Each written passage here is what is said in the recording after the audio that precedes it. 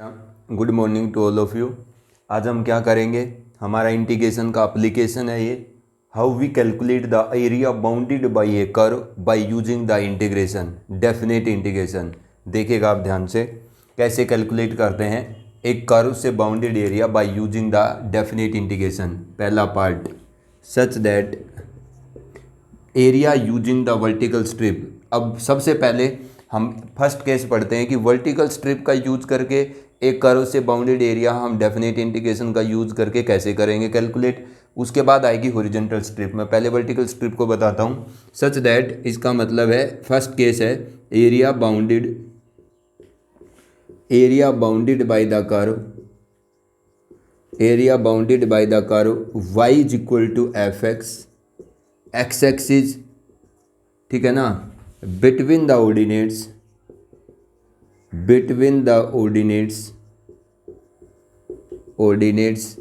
x is equal to a and x is equal to b। ठीक है, सबसे पहला केस है कि हम वर्टिकल स्ट्रिप का यूज करके हम एक curve y is equal to f x से एक्स एक्सिस से दो ordinate x is equal to a and x is equal to b के बीच में एरिया कैलकुलेट करेंगे। मतलब area which is bounded by the curve x axis and between the ordinates x is equal to a and x is equal to b।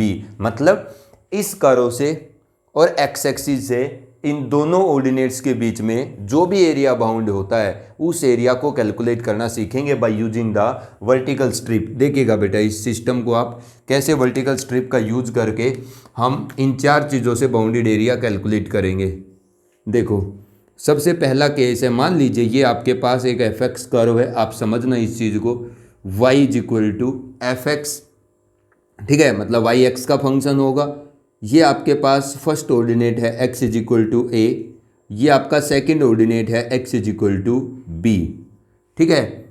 अब देखो ये दोनों x के कोऑर्डिनेट लिखे जा रहे हैं, लेकिन एरिया के कंसेप्ट में बेटा ये बोले जाएंगे ऑर्डिनेट। क्यों बोले जाएंगे ऑर्डिनेट? क्योंकि x is equal to a area के रिस्पेक्ट में क्या है, एक लेंथ है। x is equal to b भी क्या है, एक लेंथ है। लेंथ y क्या होता है, y हाइट ही तो होती है। तो x is equal to a area bounded के कंसेप्ट में या एरिया के कंसेप्ट में क्या काम कर रही है, लेंथ का काम कर रही है। इसलिए इसको क्या बोला जाता है, x इज इक्वल टू और x is equal to b को ऑर्डिनेट्स बोला जाता है। अब ध्यान देखना, आप मैंने क्या कैलकुलेट करना है, area bounded by the curve f x and x axis between the two ordinates x is equal to a and x is equal to b by using the vertical strip. देखो कैसे calculate करेंगे हम। जिस reason को calculate करना चाहते हैं उस रीजन के अंदर क्या करते हैं, एक dx विड्थ की वर्टिकल स्ट्रिप कंसिडर करते हैं। जिस वर्टिकल स्ट्रिप की विड्थ कितनी है, dx, ठीक है।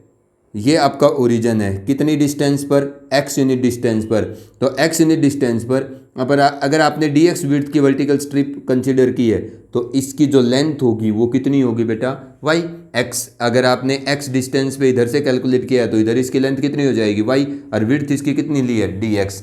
अब मैं इस एरिया को इस वर्टिकल स्ट्रिप की मदद से कैसे कैलकुलेट कर सकता हूँ। देखो आप एक वर्टिकल स्ट्रिप जो आपने कंसिडर करी है ना dx विड्थ की, इसका एरिया कैलकुलेट करो तो y into d x, this is the area of this vertical strip. या ये वर्टिकल स्ट्रिप कैसी है, रेक्टेंगुलर।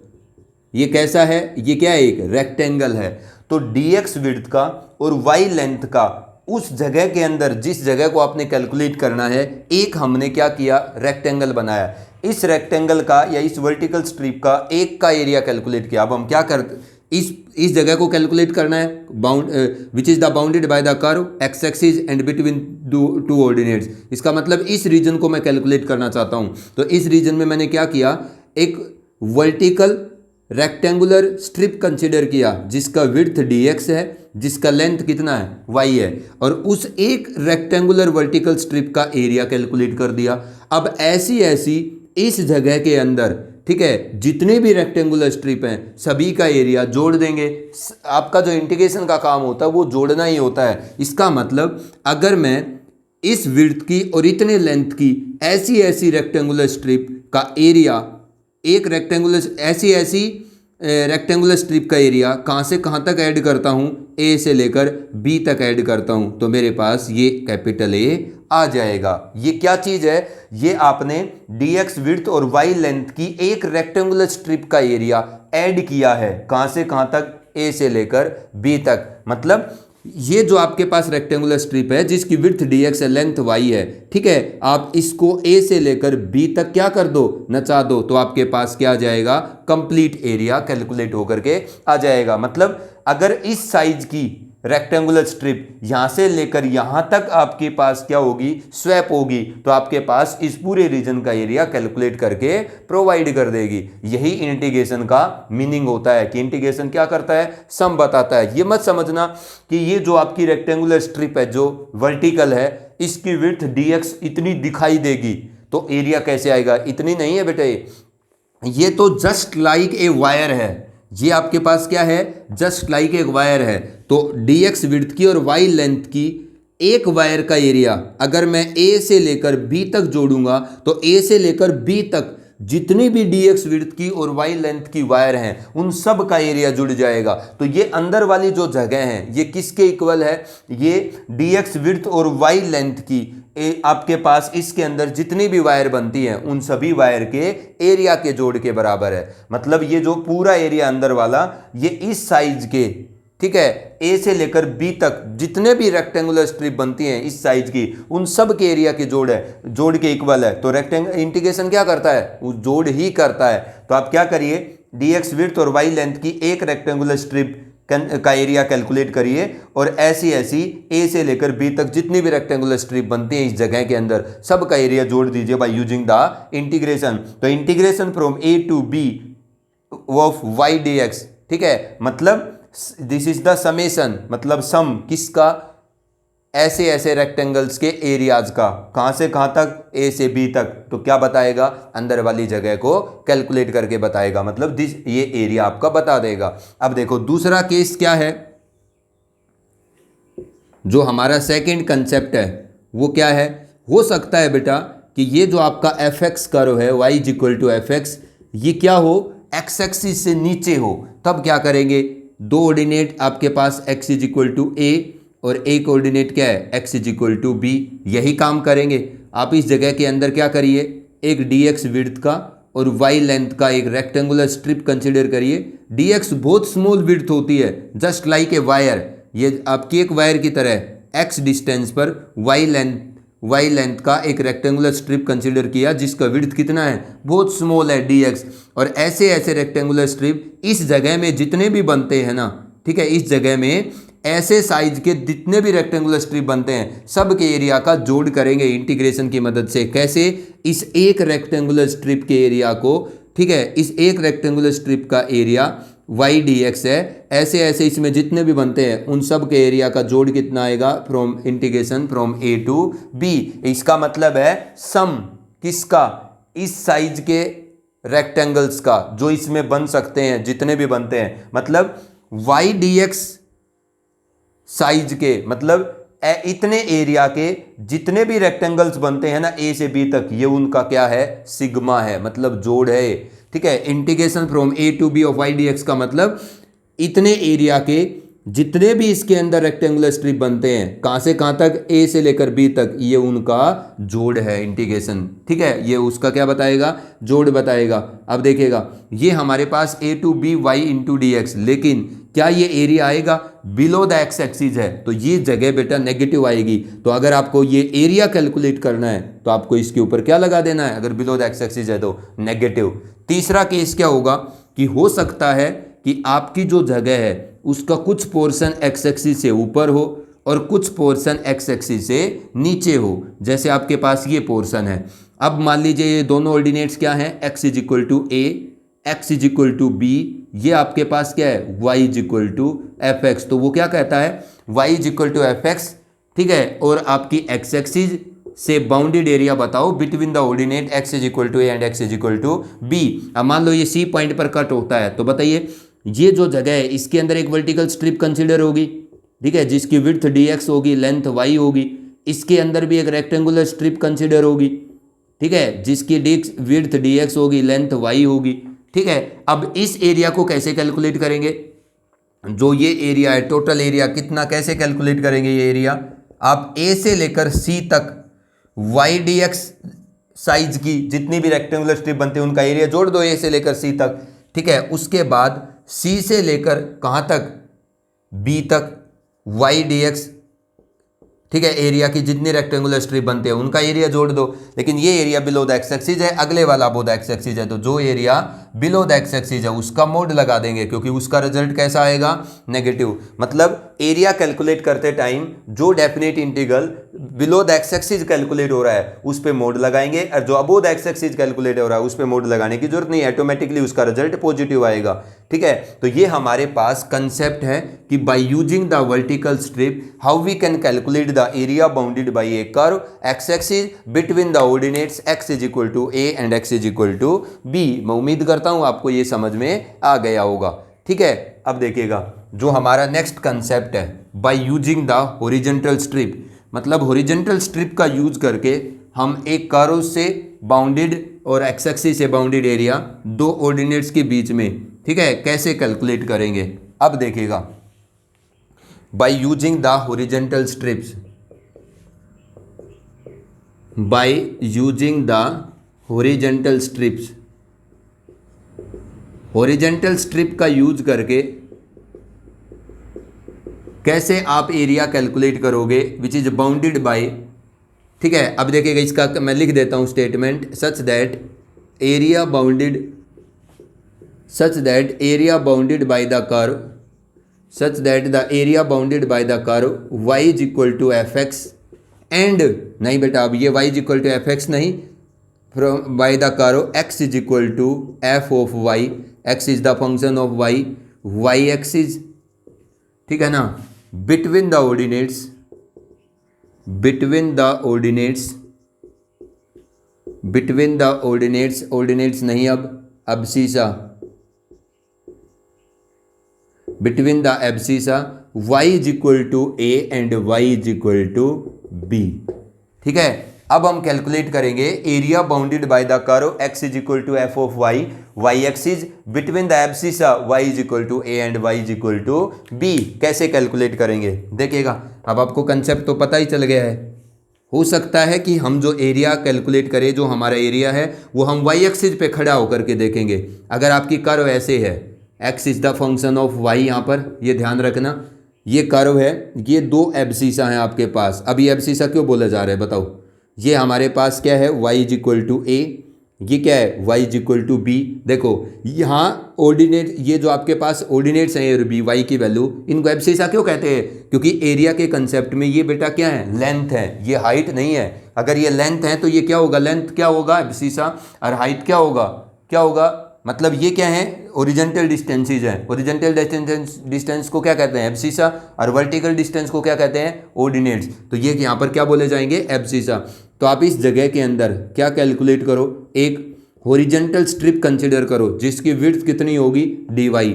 अब इसकी ये कितनी हाइट पर कैलकुलेट करनी है, y हाइट पर, तो इसकी लेंथ कितनी होगी, x, ठीक है। और ऐसी ऐसी इस रीजन के अंदर, जो आपका ये रीजन है, इस रीजन में इस साइज की जितनी भी रेक्टेंगुलर स्ट्रिप बनती है उन सब के एरिया का जोड़ कर दो तो आपके पास पूरी जगह का एरिया आ जाएगा। अब इस साइज की जितनी भी रेक्टेंगुलर स्ट्रिप बनती है उनके एरिया को जोड़ किसकी मदद से करेंगे, इंटीग्रेशन की मदद से। तो आप क्या करो, इस साइज की एक रेक्टेंगुलर स्ट्रिप का एरिया कैलकुलेट करो। एक रेक्टेंगुलर स्ट्रिप का एरिया क्या होगा, विड्थ इंटू लेंथ, और इस रेक्टेंगल का एरिया लेंथ इंटू विड्थ। तो इस साइज की एक रेक्टेंगल के एरिया को इस साइज के एक रेक्टेंगल का एरिया जोड़ दो, कहाँ से कहाँ तक, ए से लेकर बी तक, ठीक है ना। तो आपके पास क्या आ जाएगा, इस एरिया के अंदर या इस रीजन के अंदर इस साइज के जितने भी रेक्टेंगुलर स्ट्रिप बनेंगे इस साइज के, उन सब के एरिया का जोड़ आ जाएगा। ये हम क्या कर रहे हैं,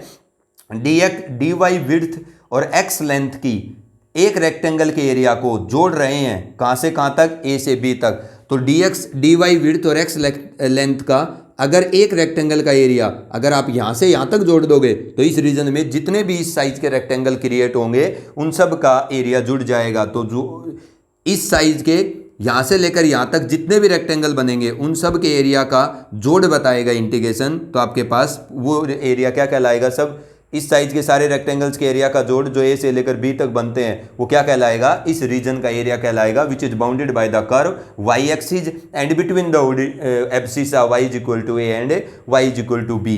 दूसरा केस क्या हो सकता है कि आपके पास जो कर्व है ये वाई एक्सिस की क्या है, राइट साइड में है, ठीक है, कर्व इस साइड भी हो सकती है, इस साइड होगा तो ये दो ऑर्डिनेट्स हैं आपके पास, y is equal to a, y is equal to b. ठीक है, क्या करेंगे, वही काम करेंगे आप, इसके बीच में एक हॉरिजॉन्टल स्ट्रिप कंसीडर करिए, ये जो हॉरिजॉन्टल स्ट्रिप है, ठीक है ना, इसकी विड्थ dy है, लेंथ इसकी कितनी है, x है, कहाँ से कहाँ तक इसका एरिया को जोड़ कर दीजिए, a से लेकर b तक, तो इस रीजन का एरिया क्या आएगा, a to b x into d Y.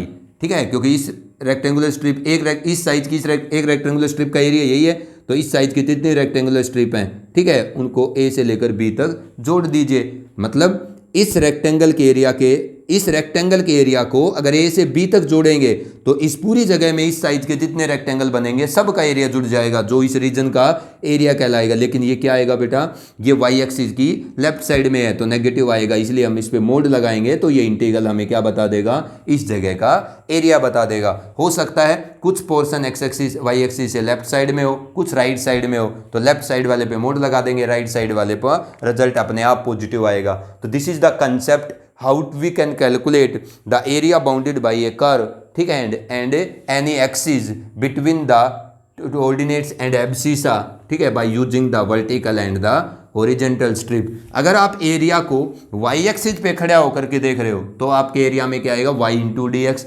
अगर आप एरिया को y एक्सिस पे खड़ा होकर देख रहे हो तो आपके एरिया में आएगा x इंटू डी वाई, और अगर आपके एरिया को आप एक्स एक्सिस पे खड़ा होकर देख रहे हो तो आपके एरिया में आएगा y इंटू डी एक्स। वो आपको x और y का फंक्शन दिया है, उसमें से आप कैलकुलेट कर देंगे। ठीक है, अगर y एक्सिस के ऊपर खड़ा होकर एरिया देखा है तो आपको अपना गिवन जो फंक्शन की इक्वेशन है उससे आपको क्या करना पड़ेगा, x की वैल्यू कैलकुलेट करनी होगी y में, क्योंकि उसमें dy के पास y का फंक्शन लाना होगा। अब मैं कुछ क्वेश्चन करता हूँ, देखिएगा वो क्या कहता है, find the area bounded by the curve, find the area of the region bounded by the curve y is equal to x cube. देखिएगा क्या कहता है वो, find the area of the region, find the area of the region, find the area of the region bounded by the curve, find the area of the region bounded by the curve y is equal to x cube. x axis and the line, x axis and the line, x is equal to 2 and x is equal to 4। ठीक है, आप समझिएगा इस चीज को, एक basic सा question है।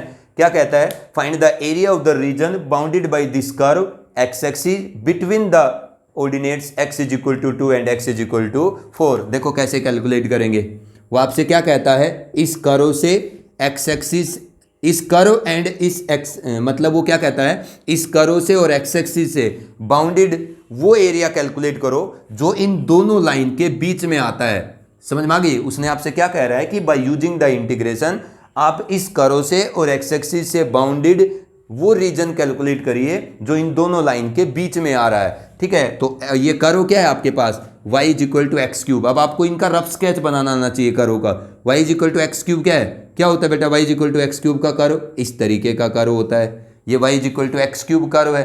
ठीक है, अब इस y is equal to x cube curve से और x एक्सिस से, ये आपकी x एक्सिस है, तो y is equal to x cube curve से और x एक्सिस से वो एरिया कैलकुलेट करिए बाउंड किया हुआ जो इन दोनों लाइन के बीच में आ रहा है। तो पहली लाइन क्या, x इज इक्वल टू 2, तो आपने रफ स्केच बनाना है, सिर्फ एग्जैक्ट ग्राफ नहीं बनाना। x इज इक्वल टू 2 कहाँ होगा, यहाँ होगा, x इज इक्वल टू 4 कहाँ होगा, इससे आगे होगा।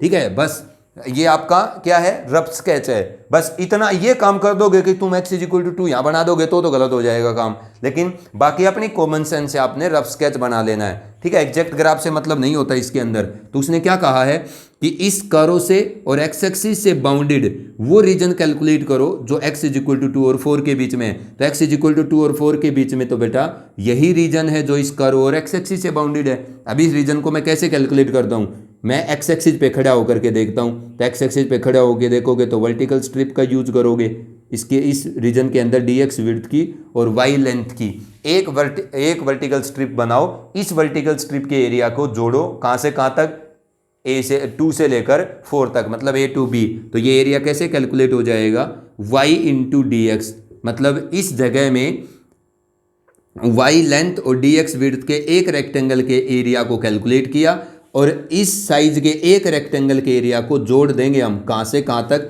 2 से लेकर के 4 तक। तो ऐसा करने से क्या होगा, इस रीजन में इस साइज के जितने भी रेक्टेंगल बनेंगे सब के एरिया का जोड़ आ जाएगा। तो फिर वो इस साइज के जितने भी रेक्टेंगल बनते हैं 2 से लेकर 4 तक इस रीजन में, अगर सब के एरिया का जोड़ कर देता है ये इंटीग्रेशन, तो आपके पास अंदर का सारा एरिया कैलकुलेट होकर के आ जाएगा। तो ए क्या आ रहा है, definite integration from 2 to 4 y into d x. तो y निकालो आप फंक्शन की इक्वेशन से, कौन है, एक्स क्यूब डी एक्स। तो एरिया कितना आएगा बेटा, x की power 4 divide by 4 integral from 2 to 4। Calculate करो, अपर लिमिट पुट करेंगे, x की जगह 4 रखेंगे तो 4 की पावर 4 64, नहीं 4 की पावर 4 कितना आएगा 128, 128 डिवाइड बाई कितना 4, माइनस लोअर लिमिट पुट करोगे तो 2 की पावर 4 16 बाई 4। अब आप इसको कैलकुलेट कर लो, ये कितना आएगा 8 माइनस 6 2 2 माइनस 1 1 1 112 डिवाइड बाई 4, 4 2 जा 8 3 4 8 जा 32, इसका मतलब 28 स्क्वायर यूनिट। एरिया की हमेशा कुछ भी पता नहीं है यूनिट, तो आप 28 स्क्वायर यूनिट क्या आ जाएगा, इसका एरिया कैलकुलेट होकर के आ जाएगा। कुछ गलत तो नहीं कर दिया मैंने। y is equal to x cube x axis 2 और 4 के बीच में, ठीक है। तो ये आपके पास कितना होगा, x की पावर 4 बाई 4, 4 की पावर 4, 4 की पावर 4 1 2 3 और 4, ठीक है ना। 4 क्यूब तक 256 आएगा बेटा, यहाँ गड़बड़ कर दी। 256 में से 16 जाएगा तो 0 4, तो ये आपके पास कितना आ जाएगा 240 डिवाइड बाई 4। तो इसका मतलब कितना होगा ये 60 स्क्वायर यूनिट। इस तरीके से हम क्या करते हैं, एक कर्व और एक्स एक्सिस से बाउंडेड एरिया दो ऑर्डिनेट्स के बीच में डेफिनेट इंटीग्रेशन का यूज करके कैलकुलेट कर देते हैं। तो आपने इस कंसेप्ट को समझना है। अब नेक्स्ट देखिएगा, मैं नेक्स्ट क्वेश्चन करता हूं, make the rough sketch of the curve. वो क्या कहता है, find the area of the region bounded by the curve. मैं एक सिंपल सा क्वेश्चन और करता हूं आपके सामने, find the area of the region, find the area of the region bounded by the curve, bounded by the curve, find the area of the region bounded by the curve. y square is equal to 9x, y square is equal to 9x, x is equal to 2, x is equal to 4, x is equal to 2, x is equal to 4, x axis in the first quadrant, in the first quadrant. अब वो क्या कहता है कि आप वो reason calculate करिए विच is bounded by this curve between these two line and x axis. तो ये वही कंसेप्ट है कि ये कर्व और एक्स एक्सिस से बाउंडेड वो रीजन कैलकुलेट करना है जो एक्स इज इक्वल टू 2 और 4 के बीच में है। तो अब आपको जो कर्व गिवन है ना बेटा, उसका रफ स्केच बनाना आना चाहिए। अभी तक आपने सीखा है minus x axis minus y axis, ये आपका क्या है ओरिजिन पॉइंट है। अब ये y square is equal to 9x, तो ये कौन सी कर्व है बेटा, parabolic curve. Y square is equal to 4ax के साथ मैच करता है ना ये, तो ये पैराबोलिक कर्व है। को इसका वर्टेक्स क्या है, y square is equal to 4ax का वर्टेक्स क्या होता है 0 0। अरे इसका वर्टेक्स कितना है 0, क्योंकि y माइनस 0 का square is equal to 4ax minus h। तो x के पास सब्ट्रैक्शन में वर्टेक्स का x कोऑर्डिनेट होता है, यहाँ y के पास सब्ट्रैक्शन में y कोऑर्डिनेट। ये कौन सी शेप है, y square is equal to plus 4ax। तो आपकी वो पैराबोलिक कर्व है, वो जिस वेरिएबल में लीनियर है उसी वेरिएबल के साइड वो पैराबोलिक कर्व का यू शेप ओपन होगा। और जिस वेरिएबल में लीनियर अगर वो पॉजिटिव साइड है, पॉजिटिव साइन के साथ है, तो उसी वेरिएबल की एक्सिस के ऊपर पॉजिटिव साइड में वो यू शेप ओपन होगा, तो y square is equal to plus 4x है, तो x में लीनियर है और पॉजिटिव के साथ है, तो पॉजिटिव एक्स एक्सिस की तरफ ओपन कर दीजिए पैराबोलिक कर्व को, और वर्टेक्स क्या है, ओरिजिन, तो ओरिजिन से वो घूम जाएगा। तो x इज इक्वल टू 2 और x इज इक्वल टू 4 कहाँ होगा, ये आपका x इज इक्वल टू 2 है, ये क्या है, x इज इक्वल टू 4 है, तो इन दोनों लाइन के बीच में, और आपकी जो कर्व है y square is equal to 9x, ठीक है ना, इससे बाउंडेड एरिया कैलकुलेट करना है, तो ये रीजन आपको कैलकुलेट करना होगा, ठीक है ना। हम ये रीजन का एरिया क्या करना चाहते हैं, कैलकुलेट करना चाहते हैं, तो क्या करेंगे अब इसके अंदर हम इसके अंदर एक वर्टिकल स्ट्रिप कंसिडर करेंगे, अगर एक्स एक्सिस पे खड़ा होकर के देखेंगे तो इसके एरिया को कैलकुलेट करेंगे, dx विड्थ और y लेंथ, तो हमारा अंदर का सारा एरिया, एक इस रीजन में एक रेक्टेंगुलर स्ट्रिप कंसिडर किया, उसका एरिया कैलकुलेट किया एक रेक्टेंगुलर स्ट्रिप का, ठीक है, और उस एरिया को जोड़ दिया कहाँ से लेकर कहाँ तक, 2 से लेकर 4 तक, तो उस रीजन में जितने भी उस साइज की रेक्टेंगुलर स्ट्रिप हैं सब का एरिया जोड़ दिया। उसने फर्स्ट क्वाड्रेंट में पूछा था, लेकिन इस कर्व से एक्स एक्सिस से और इन दोनों लाइन से बाउंडेड रीजन ये भी है, लेकिन उसने इसको मना किया है, उसने किस में पूछा है, सिर्फ फर्स्ट क्वाड्रेंट में, तो आप एरिया कैलकुलेट कर दो। अब अबोव द एक्स एक्सिस है तो पॉजिटिव ही आएगा, इंटीग्रल की वैल्यू तो वही हो जाएगा एरिया। वाई क्या है आपके पास, वाई स्क्वायर अगर 9x है तो वाई कितना हो जाएगा, 3 times of square root of x dx। अब आसानी से आप इसका इंटीग्रल कैलकुलेट कर सकते हो, तो आपके पास क्या आ जाएगा, इस जगह का एरिया आ जाएगा। तो इस तरीके से हम क्या करते हैं, कैलकुलेट करते हैं। अब नेक्स्ट देखिएगा, मैं एक क्वेश्चन और करता हूं, ये इसमें समस्या आएगी कि आपको उस कर्व का रफ स्केच बनाना आता है कि नहीं आता है, ठीक है। अब नेक्स्ट देखिएगा, वो क्या कहता है, find make the rough sketch of the graph of the function y is equal to 4 minus x square, make the rough sketch of the graph of the function, make the rough sketch of the graph of the function,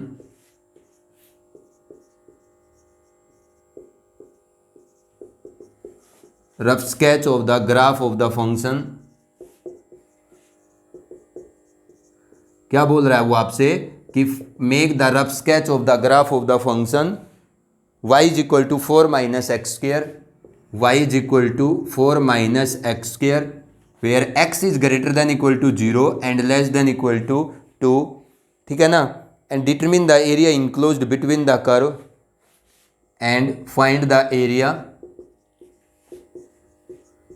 enclosed between the curve, enclosed between the curve, area enclosed between the curve x axis between x is equal to 0 and x is equal to 2। अब आप समझ गए होंगे, वो आपसे क्या कहता है कि पहले तो आप इस कर्व का रफ स्केच बनाओ, ठीक है, x की वैल्यू 0 से 2 के लिए आपने इसका रफ स्केच बनाना है। Find the area enclosed between the curve x axis and between these two line x is equal to 0 and x is equal to 2। कैसे कैलकुलेट करेंगे, पहले तो आप इस कर्व का रफ स्केच बनाइएगा, इसमें सबसे इंपॉर्टेंट चीज यही है, कर्व का रफ स्केच बनाना और उसके बाद इंटीग्रल लिखना एरिया का, 2 ही बातें हैं इसमें। अब देखो ये कर्व क्या है बेटा, जब कोई लिखी हुई इक्वेशन, ठीक है, एक वेरिएबल में क्वाड्रेटिक हो और दूसरे वेरिएबल में लीनियर हो, अगर कोई लिखी हुई इक्वेशन दोनों वेरिएबल में लीनियर है, स्ट्रेट लाइन को रिप्रेजेंट करती है। अगर लिखी हुई इक्वेशन एक वेरिएबल में लीनियर दूसरे में क्वाड्रेटिक है, पैराबोलिक कर्व को रिप्रेजेंट करती है। अगर एक क्वाड्रेटिक इक्वेशन जो लिखी हुई है वो दोनों वेरिएबल में क्वाड्रेटिक है और उन दोनों वेरिएबल की क्वाड्रेटिक या स्क्वायर वाली जो टर्म है उनके कोफिशिएंट सेम है, तो इसका मतलब वो सर्कल को रिप्रेजेंट करती है। अगर वो स्क्वायर वाली टर्म दोनों वेरिएबल में जब क्वाड्रेटिक होती है इक्वेशन, तब उनकी एक्स स्क्वायर मतलब और वाई स्क्वायर दोनों स्क्वायर वाले टर्म के कोफिशिएंट अलग अलग होते हैं, तो या तो इलिप्स को रिप्रेजेंट करती है या हाइपरबोला को रिप्रेजेंट करती है। क्लियर। अब देखिएगा y is equal to 4 minus x square, x में क्वाड्रेटिक y में लीनियर, तो ये क्या है, ये पैराबोलिक कर्व है। अब ये कौन सी पैराबोलिक कर्व है, ये वो है जिसका वर्टेक्स ओरिजिन नहीं है। अब जब पैराबोलिक कर्व का वर्टेक्स ओरिजिन नहीं होता तो उसकी इक्वेशन क्या होगी, या तो y माइनस के का square plus minus 4a times of x minus H, या फिर x माइनस एच का square is equal to plus minus 4ay minus के। इन चारों में से कोई ना कोई एक टाइप की होगी जब वर्टेक्स ओरिजिन नहीं होगा। अब इसमें क्या करेंगे, देखो चारों में से किसी भी टाइप में देखो आप, स्क्वायर वाला टर्म क्या है लेफ्ट साइड में, तो अगर आप इसको समझना है कि इन चारों में से कौन सी अगर ये वर्टेक्स ओरिजिन नहीं है तो स्क्वायर वाली टर्म को इधर ले आओ एक्स स्क्वायर और लीनियर टर्म को उधर ले जाओ, ले गए, तो ये क्या हो गया x माइनस एच का स्क्वायर ये क्या है, माइनस कॉमन लेता हूँ मैं, तो y माइनस के हो गया ना। तो ये आपके पास किससे मैच करता है, x माइनस एच का स्क्वायर माइनस का 4a y माइनस के साथ। तो वर्टेक्स क्या आ गया, x के पास सब्ट्रैक्शन में पैराबोलिक कर्व के वर्टेक्स का x कोऑर्डिनेट होता है और y के पास सब्ट्रैक्शन में वर्टेक्स का y कोऑर्डिनेट होता है। तो ये वो पैराबोलिक कर्व है जो x square is equal to minus 4ay से मैच करती है, जो x square is equal to minus 4ay की शेप से मैच करेगी, लेकिन इसका वर्टेक्स क्या होगा 0 4। तो x square is equal to minus 4ay curve से ये मैच करती है। तो x square is equal to minus 4ay में y के साथ देखो, x square is equal to minus 4ay U shape होगी ना पैराबोलिक कर्व, माइनस का 4ay है, y में लीनियर है, मतलब पैराबोलिक कर्व जिस वेरिएबल में लीनियर होती है ना उस एक्सिस पर वो यू शेप बनती है, ठीक है। और जिस वेरिएबल में लीनियर है उस एक्सिस पर वो यू शेप पॉजिटिव या नेगेटिव कौन सी साइड में बनेगी, अगर जिस वेरिएबल में लीनियर है वो पॉजिटिव है तो उसकी पॉजिटिव साइड में, नेगेटिव है तो नेगेटिव साइड में। अब ये x square is equal to minus 4ay के साथ मैच करती है, तो y में लीनियर है तो ये पैराबोलिक कर्व y एक्सिस पे बनेगी यू शेप, ठीक है। माइनस y है तो इसका मतलब माइनस y एक्सिस पर बनेगी, लेकिन ये कहाँ से घूमेगी, जहाँ से इसका वर्टेक्स घूमेगा 0 4, मतलब जहाँ इसका वर्टेक्स है x 0 एंड y 4 और नेगेटिव y एक्सिस की तरफ ये क्या करेगी, यू शेप क्रिएट होगी। तो x 0 और y शेप ये होगा, यहाँ से ये पैराबोलिक कर्व क्या करेगी टर्न करेगी बेटा, ठीक है। तो ये मैंने किसका ग्राफ बना दिया, y is equal to 4 minus x square, this is the rough sketch, ठीक है। अगर आपको इन दोनों पॉइंट के कोऑर्डिनेट भी लिखने हैं तो आप क्या करोगे, आप ये एक्स एक्सिस के इंटरसेक्शन पॉइंट है ना, इस करोगे तो इस इक्वेशन में y की जगह 0 रखो, जो भी x की वैल्यू आती है तो आपको पता चल जाएगा कि ये कर्व एक्स एक्सिस को कहाँ इंटरसेक्ट करेगी। x कितना आएगा, प्लस माइनस 2। ये दोनों क्यों आए, क्योंकि एक पॉइंट इधर है और एक 2 0 इधर है। उसने क्या कहा है, रफ स्केच बनाओ पहले, उसके बाद 0 से 2 के बीच में रफ स्केच बनाना है। तो उसने ये कहा है कि x यहाँ पर 0 से 2 के बीच में बिलोंग करता है, तो आप क्या करेंगे, x की वैल्यू यहाँ तो 0 है यहाँ 2 है, तो सिर्फ x की वैल्यू 0 से 2 तक का ही रफ स्केच रखेंगे, इससे पीछे का आप साफ कर देंगे। ये बात समझ गए आपने, उसने जो कहा है, क्योंकि ये फंक्शन सिर्फ इन्हीं x की वैल्यू के लिए एग्जिस्ट करता है। अब क्या कहता है कि एरिया बताओ which is bounded by the curve x is equal to 0 x is equal to 2। तो ये बेटा x इज इक्वल टू क्या है 2 है, ये क्या है y एक्सिस आपकी x इज इक्वल टू 0 है एंड x एक्सिस, इसका मतलब इस जगह को कैलकुलेट करवाना चाहता है वो। अब इस जगह को मैं इंटीग्रेशन की मदद से कैसे कैलकुलेट करूं, इसके अंदर एक वर्टिकल स्ट्रिप कंसिडर करते हैं, ठीक है, कितनी विड्थ की, dx विड्थ की और y लेंथ की। तो इस एक रेक्टेंगुलर स्ट्रिप का एरिया कैलकुलेट करो, कहाँ से कहाँ तक, 0 से लेकर 2 तक, जिन दो ऑर्डिनेट्स के बीच में कैलकुलेट करना है, ठीक है। तो आपके पास इसका रिजल्टेंट एरिया आ जाएगा। y कौन है इस कर्व का, यहाँ से निकालो, y 4 माइनस एक्स स्क्वायर है, तो 0 से लेकर 2 तक 4 minus x square D x, इस इंटीग्रल की जो वैल्यू होगी वो आपके पास इस एरिया को कैलकुलेट करके बता देगी। अब एक्स एक्सिस से ऊपर ही एरिया तो पॉजिटिव ही आएगा। मैंने कुछ बेसिक क्वेश्चन किए हैं, ठीक है। अब जो नेक्स्ट हमारा वीडियो है उसके अंदर ये पार्ट आपका क्लियर हो जाएगा, ठीक है। अब आपने क्या करना है, जिस बच्चे के पास एलिमेंट्स की बुक है वो बच्चा इस चैप्टर के, ये जो आपका एक्सरसाइज है 10.4, इसके 7 क्वेश्चन करेगा। जिसके पास आर डी शर्मा की बुक है वो 15 क्वेश्चन करेगा अपनी जो एक्सरसाइज है।